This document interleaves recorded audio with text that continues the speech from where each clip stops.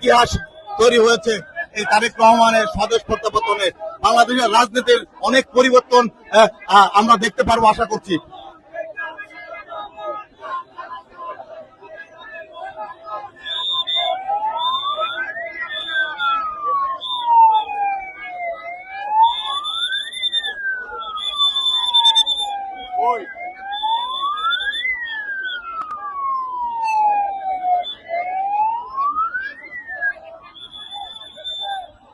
লাখ লাখ নেতা কর্মী, লাখ লাখ সমর্থক কর্মী, লাখ লাখ বাঙালির এই ভালোবাসায় সিক্ত হয়ে তারেক রহমান আজ আনন্দে উল্লাসিত ভাবে মানুষের ভালোবাসা বরণ করছেন।